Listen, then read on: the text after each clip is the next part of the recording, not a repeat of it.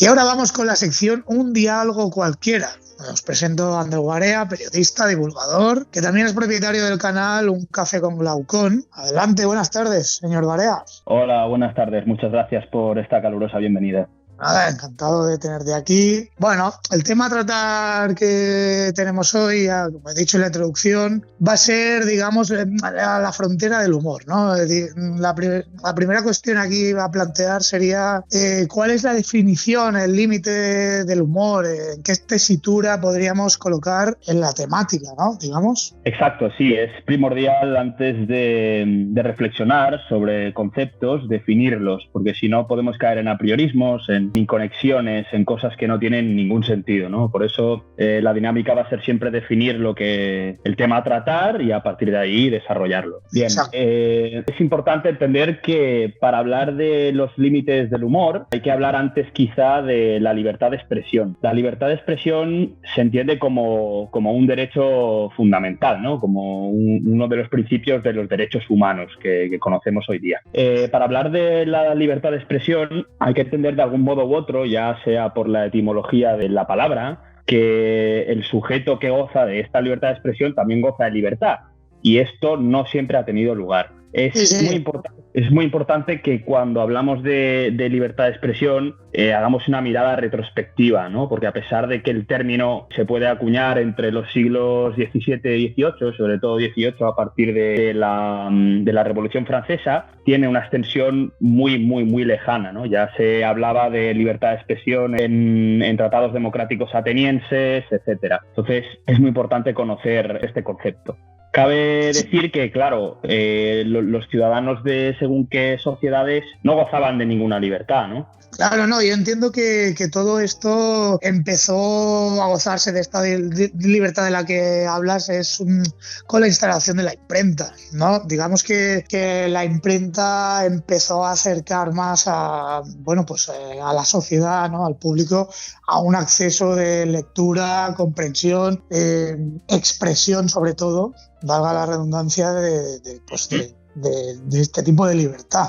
Claro, sí, por supuestísimo. El invento, si es que se puede llamar así, sí, lo es, de hecho, de la imprenta de Johannes Gutenberg vamos a ser exactos, 1450, es importantísimo. Es uno de los cambios sociales más grandes que se han vivido y por ende políticos, económicos, etcétera, todo lo que abarque la sociedad. Y es cierto que es uno de los inicios en los cuales se empieza a acuñar de algún modo u otro la libertad de expresión. Es cierto que las sociedades durante esta época en la Alemania de esta época, por ejemplo, la que vivió Lutero, ¿no? Que fue una de las grandes personalidades que sacó partido a la imprenta, ya se sabe, con la Reforma Protestante. En esa época los ciudadanos no eran tan libres como ahora, no gozaban evidentemente de la libertad de expresión que gozamos ahora, pero el cambio de la imprenta, o sea, de los escribanos, por ejemplo, miles de ejemplos podemos poner, a la imprenta fue enormísimo, porque claro, el esfuerzo ya no era el mismo, ¿no? Que es de estar toda tu vida traduciendo la Biblia, por ejemplo, que el hecho de poder... Una tarea... Exacto, una tarea de toda una vida. Pero realmente, a pesar de que sería una de las características iniciales para poder hablar de la libertad de prensa, que es prácticamente lo mismo, es lo mismo de hecho que la libertad de expresión, esto no va a dar lugar realmente, no se va a empezar a teorizar alrededor de ello y por ende a hablar hasta la Revolución Francesa, porque hasta que no se dice adiós al feudalismo, no hay es cierto que no había todas las libertades, pero no se crean unos derechos fundamentales civiles como los que serían los teorizados por Rousseau, etcétera, en los que figure, ¿no?, la palabra libertad de expresión. Por tanto, quizá hay que partir de aquí o de la Paz de Westfalia con la configuración de los Estados-nación, claro, etcétera, ¿no? Lo que sería un avance de... Sí, pero disculpa, lo que es a lo que veníamos. Quiero decir, libertad de expresión es ecuánime a la libertad, a las fronteras, que lo que hemos dicho del humor, ¿vale? Entonces, lo que pasa hoy en día, que es el primer tema, es en qué punto, ¿no? ¿Dónde está la frontera del humor? ¿Dónde nos situamos? ¿Vale? Porque si miramos lo que ha acaecido estos últimos meses, años, con lo que pasó, por ejemplo, con James Gunn, el director de Guardianes de la Galaxia, que fue destituido por unos tweets referentes a violaciones y tal, pero claro, unos tweets que él hizo hace pues unos 10 años.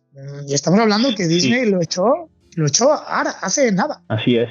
Lo de James Gunn, sí, pero tiene antecedentes, ¿no? Sería muy difícil también encontrar ejemplos, haciendo la retrospectiva de la que hablábamos ahora, de casos que se hayan imputado por atravesar esta ficticia, ¿no? Vamos a llamarle por ahora, porque ficticia no es. Está claro que hay una frontera del humor, y no habría leyes sobre ello, como puede ser la injuria y la calumnia. Y sí, evidentemente lo de James Gunn fue algo que mucha gente sabe, conoce y que tiene una explicación bastante sencilla, ¿no? Que ahora desarrollaremos. También hay un caso muy particular, que es el de Mark Meechan. Por el nombre probablemente nadie lo conoce. De hecho, es posible que británico tampoco. Sí, no, es un youtuber británico. Me parece que es un youtuber británico que le hizo hacer el saludo nazi a su perro, puede ser, algo así fue, ¿no? Exacto. Es un youtuber británico que, bueno, pues con el típico refuerzo positivo de Pavlov, ¿no? De darle al perro, de hacer sonar una campana cada vez que se le daba de comer al perro, pues le enseñó de algún modo a realizar el saludo nazi cuando pronunciaba las famosas palabras estas de Sieg Heil, ¿no? De Hitler. Y claro, sí, muy gracioso el tipo, la verdad. Y lo hizo, no sé si era bien para gastarle una broma a su novia o a su exnovia, porque de hecho el perro era de ella, no sé si era un carlino incluso, ya para más Inri, ¿no? Encima el perro meme por excelencia. Sí, perfecto, el típico pug, sí. Y claro, bueno, pues Mark, si es que le podemos tutear, esperemos que sí, no supo sopesar las consecuencias que tenía su bromita, ¿no? Que bueno, que puede parecerle a uno subjetivamente graciosa o no, pero él no supo lo que le iba a pasar. A ver, no fue a prisión, evidentemente, pero tuvo que pagar una multa de $1.114, que no sé, 900 y algo libras. Tú sabrás más de eso. 800 y pico libras, sí, más o menos, al cambio. Vale, pues sí, un tribunal le condenó a pagar una multa de eso, de $1.114, y nada, pues le salió un poco cara la bromita, no demasiado, pero sí. Y bueno, claro, también perdió algo de suscripciones en su canal de YouTube. De hecho, ocurrió también con el youtuber de la hostia, ¿no? Mr. Gran Bomba. Sí, vaya, a este se hundió solo. O sea, yo creo que este chico fue el que hizo que estos negros que están de moda con la tumba nacieran. O sea, fue perfecto. Este chico, bueno, se enterró él solo. A ver, es que aquí también él se la jugó y ahí no reventó ninguna frontera, es que ahí la desintegró directamente. Entonces, bueno, pues se la llevó puesta, nunca mejor dicho.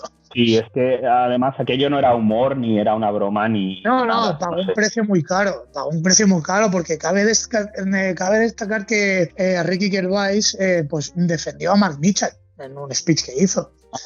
Cierto, sí. Para los que no le reconozcan por el nombre, aparte de ser el creador de The Office, esta serie tan famosa de la oficina con Jim Halper y toda esta gente, él de la versión británica, es el famoso que presenta anualmente los Globos de Oro. Creo que este ha sido su último año. Y de hecho, en la presentación de los Globos de Oro de este año, no sé si fue este año en enero o el año pasado a finales, se hizo muy famosa porque, bueno, hizo un par de críticas a la niña ecologista sueca, a Greta Thunberg. A la Greta Thunberg. Sí, exacto, hizo ahí un par de bromas, evidentemente no la citó, pero sí, y se hicieron muy virales sus palabras. Pero sí, bueno, ya bueno, claro. Ahí vemos la diferencia que hay, ¿no? Aquí en los Goya recibimos un discurso súper progre que, bueno, nos da lecciones de moralidad suprema, y en cambio el señor Gervais, pues bueno, pues te dice la naturalidad, ¿no? Lo que es más evidente, ¿no? Sin miedo a esconderse de nada. Es que yo creo que ese es el punto, ¿no? Ese es el punto donde tenemos que ir con cuidado hoy en día. Es que no entiendo esta piel fina que se ha generado estos últimos años. Bueno, sí, es complicado explicar cómo las nuevas generaciones tienen la piel más fina que otros, pero lo que decías sobre la presentación de los Goya, estableciendo un paralelismo con lo de los Globos de Oro, tiene una fácil explicación, y es que en España lo que ha pasado con el mito maniqueo de la derecha mala y la izquierda buena es que la derecha no ha sabido cuidar apenas la cultura española. Entonces, la izquierda indefinida que tenemos actualmente, como definiría bien Gustavo Bueno, ha sabido abrazar, ¿no?, la definición de esta cultura, pues introduciendo toda su ideología de feminismo, de ecologismo, de todos estos ismos que uno solo se acuerda numerándolos, ¿no? Porque cuando es citándolos uno por uno es complicado. Pero sí. Eso es lo que ha ocurrido básicamente. Por eso tampoco sé cómo funciona exactamente la industria cultural en Estados Unidos, pero porque es cierto que ya se empiezan a ver rasgos muy similares, ¿no? Pues se puede ver en Marvel con cómo se ha... Lo mediático sí, lo mediático ha abrazado lo políticamente correcto, digamos, esa es la línea, ¿vale? Yo no sé qué hay detrás de todo esto, supongo que debe haber, pues bueno, lo que decimos aquí en España, fines políticos, alguna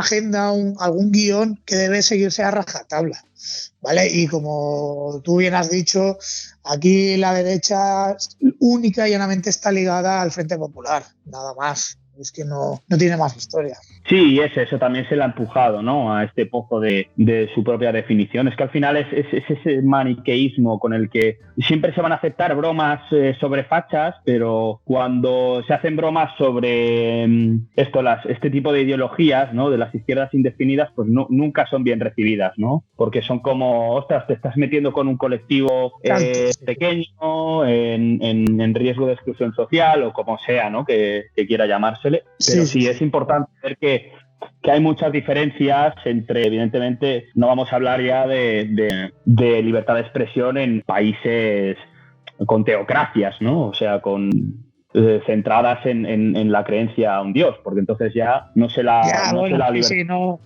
En el mundo musulmán no sé cómo funciona, por ejemplo, la libertad, la frontera del humor. Bueno, ya hablamos directamente de libertad de expresión, ya no entramos ni en humor. Exacto. Yo no lo sé, no puedo hablar porque no lo sé, pero sí entiendo que son religiones con un arraigo mucho más fuerte, mucho más acentuado a día de hoy, y claro, es que nos vamos de un mundo a otro. Claro, sí. Bueno, pero tampoco hace falta irse muy lejos. No sé si fue en 2014, 2015, el atentado contra Charlie Hebdo en Francia, París. Sí. Aquello fue una brutalidad. Y de hecho... Sí, ostras, es un ejemplo genial. Sí, totalmente. Sí, fue por traspasar de algún modo esta frontera que estamos intentando definir y encontrar, ¿no? La frontera religiosa bueno, pues quizá el fundamentalismo islámico no percibió nada bien esa broma, que para ellos no era una broma ni nada, ¿no? No, una broma ni nada, fue, terrible. A ver, aquí, claro, buscando un ejemplo nacional, podemos ir fácilmente con David Suárez, cuando hizo el tuit sobre el síndrome de Down y las babas y tal, que bueno, te puede gustar o no, pero también recibió un castigo. Sí, no, la verdad es que lo de David Suárez en España no sabría decir yo si tiene precedentes. Bueno, ocurrió con la chica aquella trans, ¿cómo se llamaba? La que hizo una broma en Twitter también de Carrero Blanco, no sé qué, que al final creo que salió absuelta, ¿no? Es que no estoy seguro.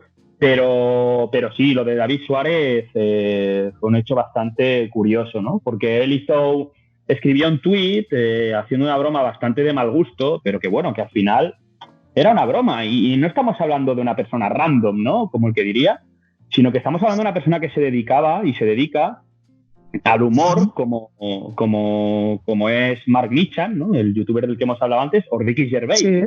Lo que pasa es que, bueno, si este chiste lo hubiera hecho Jim Jefferies o que también es uno de los humoristas por excelencia de humor negro, o Ricky Gervais, yo creo que hubiera pasado desapercibido. Pero como lo hizo David Suárez y vivimos en el país en que vivimos y la hegemonía cultural es la que es, pues claro, no fue nada bien recibido. Tanto es así que bueno, las consecuencias fueron eso. Él trabajaba en el programa de Dani Mateo, Vodafone You, que conduce él en, no sé si, no recuerdo qué cadena es, los 40 principales o me equivoco. Sí, no, YouTube, tiene un canal de YouTube, ¿no? Esta gente es que no lo sé. No lo sé, pero él, pero bueno, le echaron inmediatamente. Ipso facto le echaron. Puede ser, no me acuerdo. Ni idea, bueno, no es relevante. En este caso no es relevante. Sinceramente no tiene ninguna relevancia. Entonces, claro, la decisión del programa fue echarle por las críticas, básicamente, por una presión social de toda la gente que estuvo metiendo mano, incluso con las típicas frases de cómo podéis tener a un tío así en el programa, etcétera, ¿no? De invitado, que esto pasa a menudo. Pasó también con el Antonio Castelo, este chico con la barba tan frondosa que trabaja en el programa de Risto Mejide, Todo es mentira. Allí se ve que el chaval no sé qué tipo de broma hizo y también le cayó la de Dios es Cristo. Pero bueno, sí lo era. Bueno, no, es lo que llevamos hablando. Aquí ya podríamos entrar, cómo sería, esto se podría hacer como una especie de metáfora, hablando en tiempos contemporáneos desde la llegada de las redes sociales de Twitter, como el final de la espiral del silencio, ¿no? Totalmente.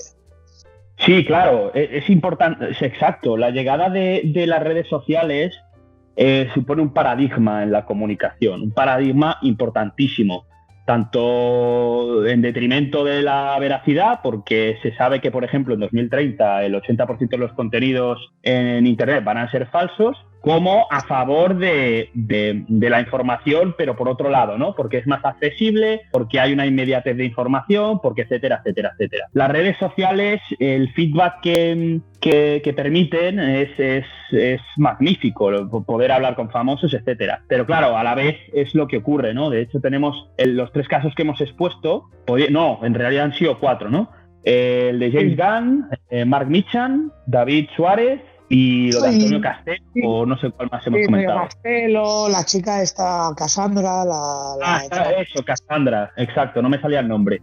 Son varios casos de chistes, de bromas, de tweets, que a pesar de tener una intención, bueno, un contenido irrisorio, ¿no? Una intención jocosa, las consecuencias han sido penales en la mayoría de los casos, excepto en el de David Suárez, que, bueno, y el de James Gunn creo que tampoco, pero bueno, que perdieron el trabajo. Vamos, que no sé qué se prefiere, si pagar una multa de 1.000 euros o pagar el trabajo o perder el trabajo. Bueno, no es moco de pavo, perder el trabajo de James Gunn no es moco de pavo, quiero decir, es que... Y la reputación, que ya no es solo eso, claro, la reputación. Sí. Sobre todo Twitter, ¿no? Porque Facebook e Instagram son otro tipo de fenómenos, pero el fenómeno Twitter es importantísimo como paradigma en el campo de la comunicación. Básicamente por esto, porque además es una herramienta de divulgación opinativa que es que no tiene parangón alguno, porque cualquier persona se puede crear una cuenta y soltar una burrada. Y lo que comentabas bien de la final, del fin de la espiral del silencio, bien, para los que no sepan qué es este concepto, lo vamos a definir. La espiral del silencio es un término que acuñó, que teorizó alrededor de él Elizabeth Neumann, era una política alemana, y este se refiere a un fenómeno de la opinión pública. Lo que quiere decir la espiral del silencio es que por culpa de la hegemonía de la opinión más extendida en una sociedad, en su momento, la opinión más minoritaria tiende a callarse, a silenciarse. ¿Por qué? Porque las personas que opinan distinto a lo que sería el espíritu de ese momento no se atreven a manifestar su opinión porque de algún modo u otro pues creen que pueden llegar a estar apartadas de la sociedad o tachadas o señaladas o discriminadas de cualquier modo u otro, ¿no? Entonces tienden a no expresar su opinión. Esto, claro, el fenómeno Twitter, no sé si podría decir que ha enterrado por completo lo que sería la espiral del silencio, pero sí que propone una alternativa, ¿no? Y es que la espiral del silencio solo tiene lugar quizá en crisis muy grandes, en sociedades muy poco avanzadas, etcétera. Básicamente porque es un término, es un concepto ad hoc, eso quiere decir, bueno, ad hoc, ¿no? Que quiere decir que sirve para una situación determinada, y es el caso de la Segunda Guerra Mundial y la posguerra mundial, ¿no? Que es lo que estudia sobre todo pues la propaganda nazi, etcétera, ¿no? Como al final el antisemitismo pues causó mella también por querer sobrevivir, ¿no? Porque quizás si ibas en contra de lo que era lo vigente, pues te daban cerita, por decirlo de alguna manera. Digamos que la tendencia dominante es la que aplasta a la tendencia sumisa, ¿no? Es el miedo, ¿no? Es lo que hemos dicho. Es el miedo a ser tachado, al miedo a ser excluido por el qué dirán, ¿no? No sé, un ejemplo muy que hemos vivido todos, creo yo, aquí en España, sobre todo los que somos ya un poco ya más mayores, a una escala muy pequeñita, es el típico manotazo de mamá que te dice: niño, no digas eso, que me escuchan las demás, ¿sabes? Sí, ese es muy típico. La hostia bien da, ¿no? Que llamaba. La colleja de cállate y no digas eso. Es como que a una escala muy pequeñita, ¿no? Como que la mamá no quiere ser desprestigiada delante del resto de mamás, claro, ¿no? Ya se sabe que los niños siempre dicen la verdad y. Sí, exacto. Van a ver en evidencia a los padres, sí. Bueno, entonces, claro, lo que me hace gracia de lo de Twitter es, por ejemplo, el fenómeno Vox, ¿no? Como, claro, recuerdo yo que los medios se preguntaban, ¿no? ¿Cómo puede ser que este fenómeno haya aumentado tanto, ¿no? Ahora tenga tantos adeptos, ¿no? Es el claro ejemplo. La ultraderecha, ¿no? Es el claro ejemplo, claro, sí, porque hasta ahora estaban callados, pero a ver los haylos, ¿no? Como, a ver los haylos y tanto. Hay muchísimos, o sea, forman una buena parte del electorado español. Y claro, a Podemos no tanto, pero a Vox Vox sí que debería darle bastante las gracias a Twitter, Instagram y las redes sociales, porque hayan ganado muchísima Totalmente. Ahí, en este ejemplo, sí que podríamos hablar de una ruptura total de la espiral del silencio, porque claro, el auge de Podemos fue distinto, fue a causa de un acontecimiento real, ¿no? Del 15M, digamos, ¿no? Ahí empezó.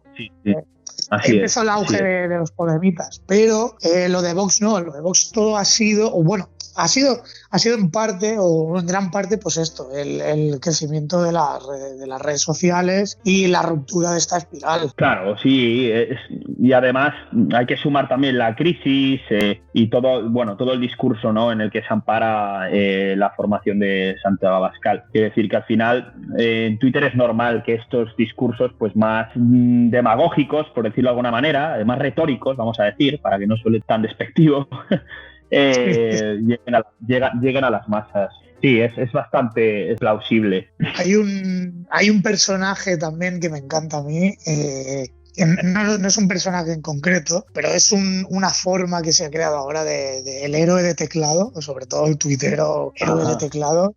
Claro, que no tiene miedo a nada, que te contesta todo, te dice todo, te rebate todo. Sí, ¿sabes? Claro, detrás del teclado es una maravilla todo.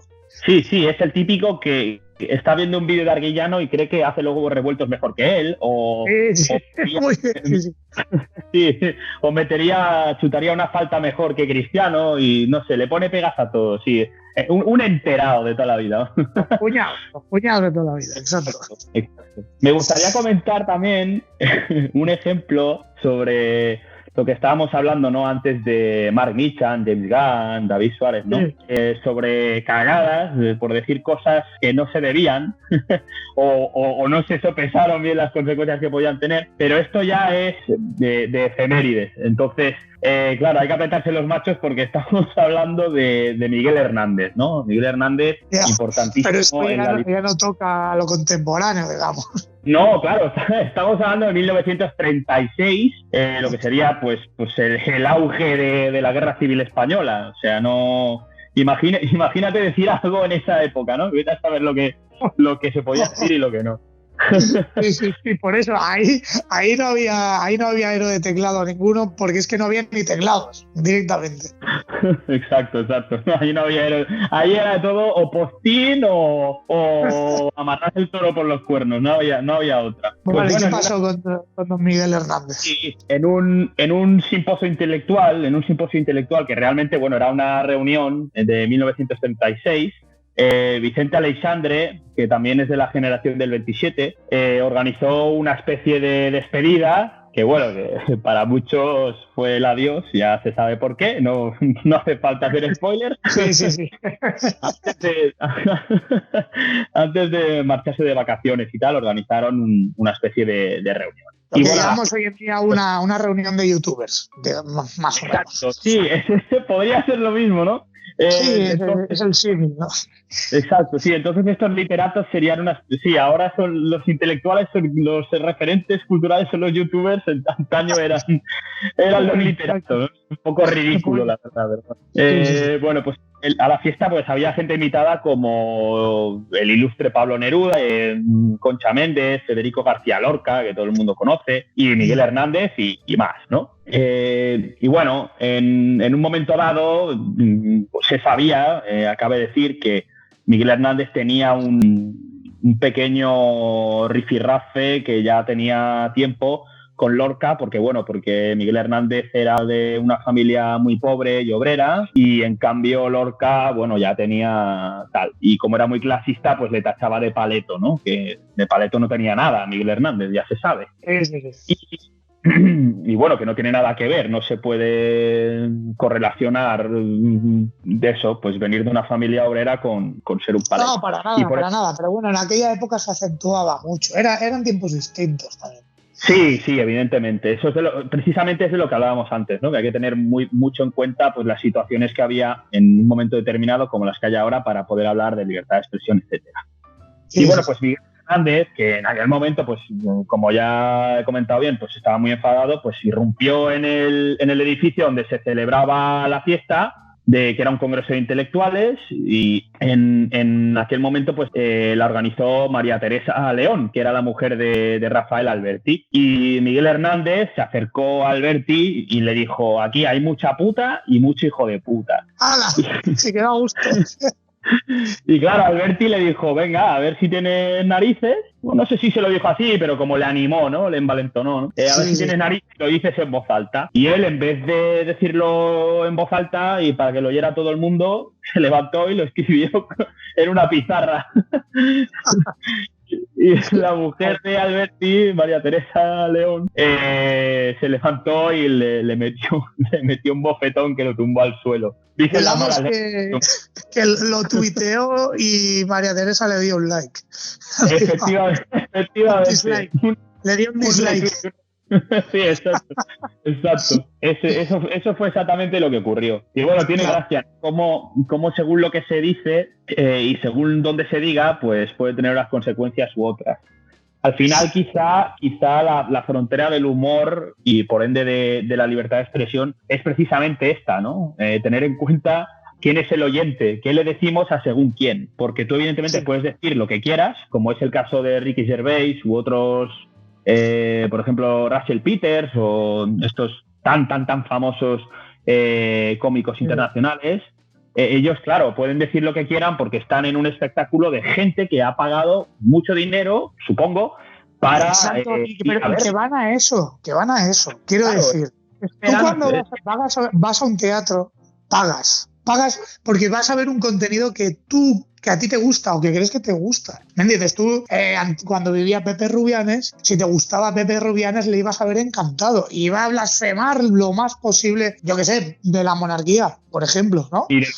Así siempre decía, tú, hay algún facha en el público. Sí. Exacto, muy bien, la España, la puta España, sí, exacto. Entonces, y seguramente un facha en el público, quiero decir que al final es eso, es la tolerancia, sí. También es un concepto...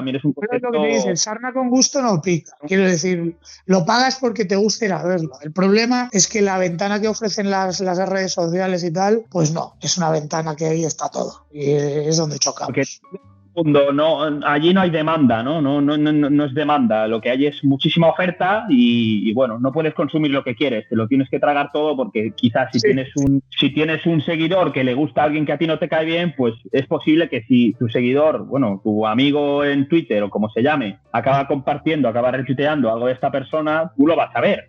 Sí, aunque no quieras te lo vas a comer, está claro. Exacto, y eso, claro, eso es complicado. Y bueno, de hecho, lo que comentabas de la gente que paga por ir a verlos es curioso, ¿no? Porque me pregunto yo qué pasaría si un fanático, alguien que adora a Ricky Gervais o Jim Jefferies o Russell Peters, va a un show suyo y estos se dedican a hacer humor blanco y chistes malos. O sea, a lo mejor el efecto es el mismo. Al revés, claro, exacto, sí. No sale vivo de allí. Claro, dame la pasta porque yo he venido aquí a gozar del humor que me llena a mí, ¿sabes? No, me estás jodiendo, estoy harto de lo políticamente correcto. Vengo aquí a desahogarme. Exacto, eso mismo es. Claro, habría que verlo, sería gracioso. Y bueno, pues entonces podríamos seguramente establecer, ¿no? que la frontera de estos límites del humor son precisamente morales y físicos también, ¿no? Con físico me refiero a dependiendo de dónde lo hagas, ¿no? En qué lugar, no es lo mismo hacer una broma sobre Alá en una mezquita que en una cena de Navidad, por ejemplo. Sí, pues sí, exacto, muy bien. Sí. Muy bien, bueno, y a todo esto, animar al público, ¿no? A que comente un poco qué opina sobre el tema, ¿no? ¿Dónde cree que está la frontera del humor? ¿Vale? Es un debate muy extenso, pero me gustaría que comentarais, que opinarais sobre los temas que vamos a ir exponiendo, en concreto hoy este. Y el que no, pues bueno, pues le mandaré los negros con el ataúd y que se apañe. Nada, muchas gracias, don Andreu. Gracias por venir, un placer. No, a ti, David. Nada, vamos a estar aquí, ¿no? Sí, por supuesto, siempre que haga falta, siempre que se me llame. Muy bien, bueno, pues siempre. Venga, pues, muchas gracias.